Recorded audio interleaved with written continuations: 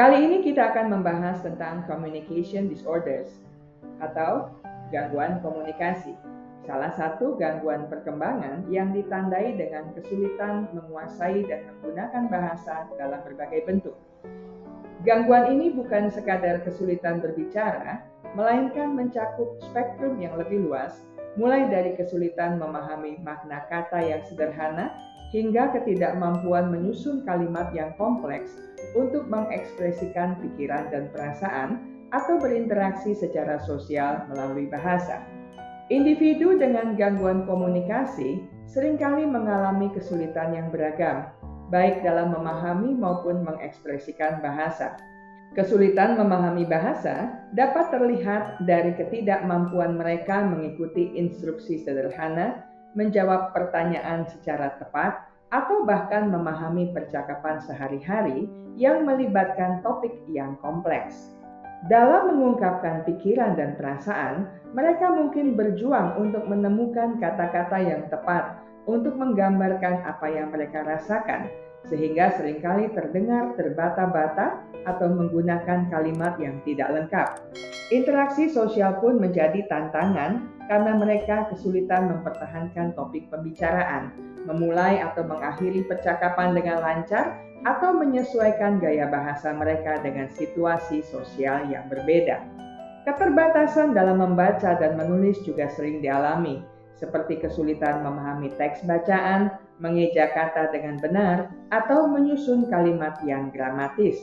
Singkatnya, gangguan komunikasi dapat mempengaruhi berbagai aspek kehidupan sehari-hari, mulai dari belajar di sekolah hingga berinteraksi dengan orang lain. DSM-5 sebagai panduan utama dalam diagnosis gangguan mental membagi gangguan komunikasi menjadi beberapa kategori yang lebih spesifik.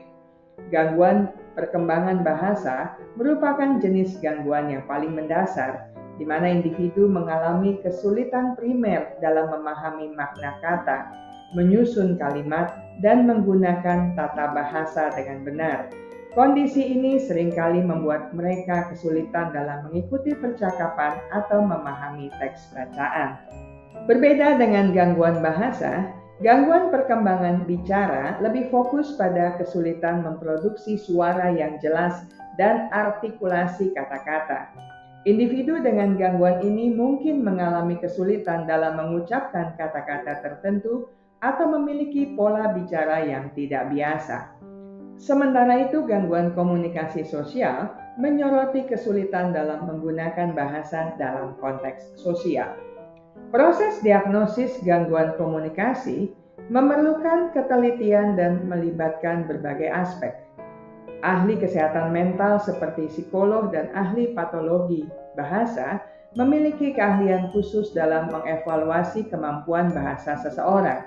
Melalui wawancara klinis mendalam, mereka akan menggali riwayat perkembangan bahasa individu, kesulitan yang dialami dalam kehidupan sehari-hari, serta dampak gangguan tersebut terhadap fungsi sosial dan akademik. Pengamatan perilaku juga menjadi bagian penting dalam proses diagnosis, di mana ahli akan mengamati cara individu berkomunikasi dalam berbagai situasi, seperti cara berinteraksi dengan orang lain atau menyelesaikan tugas-tugas tertentu. Selain itu, tes psikologis yang spesifik akan digunakan untuk mengukur secara objektif kemampuan bahasa, kognitif, dan motorik individu. Kombinasi dari berbagai metode ini memungkinkan ahli mendapatkan gambaran yang komprehensif mengenai tingkat keparahan gangguan komunikasi dan jenis intervensi yang paling tepat. Penyebab munculnya gangguan komunikasi merupakan suatu misteri yang kompleks, melibatkan interaksi antara berbagai faktor. Faktor genetik memainkan peranan yang signifikan, di mana mutasi pada gen tertentu dapat meningkatkan kerentanan seseorang terhadap gangguan ini.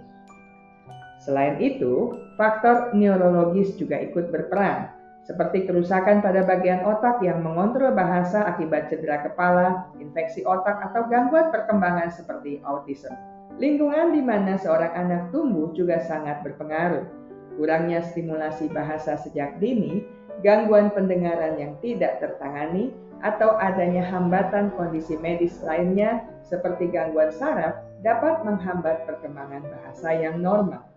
Angka kejadian gangguan komunikasi sangat bervariasi dan dipengaruhi oleh berbagai faktor seperti jenis gangguan spesifik, usia anak, dan populasi yang diteliti. Di Indonesia, data mengenai prevalensi gangguan komunikasi masih relatif terbatas, sehingga sulit untuk memberikan gambaran yang akurat mengenai seberapa sering gangguan ini terjadi. Namun, studi-studi di berbagai negara menunjukkan bahwa gangguan komunikasi merupakan masalah yang cukup umum di kalangan anak-anak. Faktor seperti perbedaan diagnosis, akses terhadap layanan kesehatan, dan karakteristik populasi yang beragam dapat mempengaruhi perbandingan prevalensi antar negara.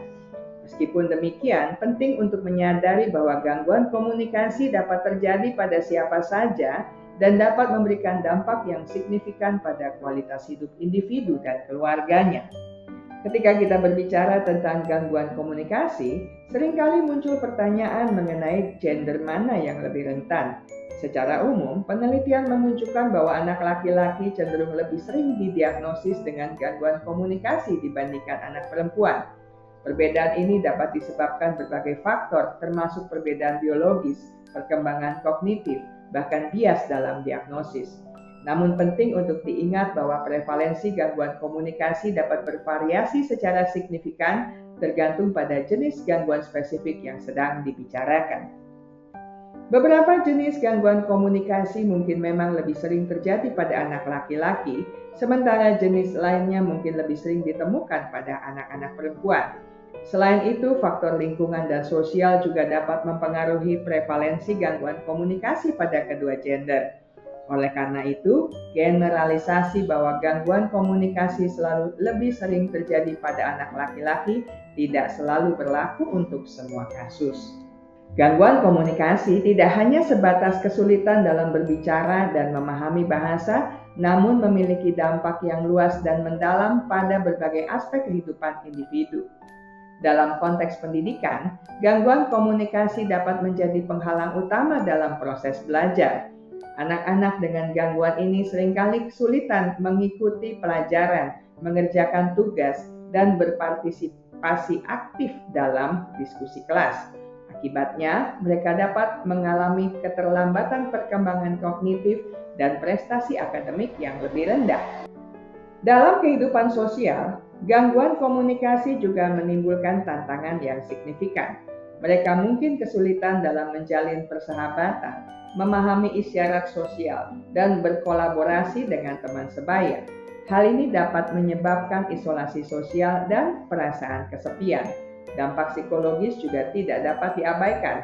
Anak-anak dengan gangguan komunikasi seringkali mengalami rendah diri karena merasa berbeda dari teman-temannya. Depresi juga menjadi masalah yang umum, terutama jika mereka merasa tidak dipahami atau ditolak orang lain. Beban pada keluarga pun tidak kalah berat. Orang tua dan anggota keluarga lainnya seringkali harus menghadapi berbagai tantangan dalam merawat dan mendukung anak dengan gangguan komunikasi. Mereka mungkin perlu mencari terapi, mengikuti program intervensi, dan memberikan dukungan emosional yang konsisten. Secara keseluruhan, gangguan komunikasi dapat memberikan dampak yang signifikan pada kualitas hidup individu dan keluarga, serta memerlukan dukungan yang komprehensif dari berbagai pihak. Penanggulangan gangguan komunikasi merupakan upaya yang kompleks dan membutuhkan pendekatan yang holistik. Tim ahli yang terdiri dari terapis wicara, psikolog, dan pendidik bekerja sama untuk memberikan intervensi yang tepat. Terapi wicara menjadi lini depan dalam penanganan gangguan ini. Melalui latihan yang terstruktur, terapis wicara membantu individu meningkatkan kemampuan produksi suara, artikulasi kata, pemahaman bahasa, dan keterampilan percakapan. Terapi perilaku juga berperan penting, terutama dalam mengatasi masalah perilaku yang seringkali menyertai gangguan komunikasi, seperti kesulitan dalam bersosialisasi atau mengelola emosi. Pendidikan khusus yang disesuaikan dengan kebutuhan individu sangat krusial untuk memastikan mereka dapat belajar secara efektif dan mencapai potensi maksimalnya. Terapi okupasi juga dapat memberikan kontribusi signifikan terutama dalam meningkatkan keterampilan motorik halus yang diperlukan untuk berbicara dan menulis dengan lancar. Dukungan keluarga merupakan fondasi yang kuat dalam proses rehabilitasi. Keluarga berperan aktif dalam memberikan dukungan emosional, menerapkan strategi komunikasi yang efektif di rumah, dan bekerja sama dengan tim ahli untuk mencapai hasil yang optimal. Dengan pendekatan multidisiplin yang komprehensif ini, individu dengan gangguan komunikasi memiliki peluang yang lebih baik untuk mencapai kemandirian dan kualitas hidup yang lebih baik. Saya selesai sampai di sini. Kita akan bertemu lagi di minggu mendatang dengan topik menarik lainnya. Terima kasih untuk kesetiaan Anda bersama channel Bahas Psikologi. Ingat baik-baik, kesehatan mental Anda sangat berharga. Jagalah, pertahankanlah dengan sekuat tenaga.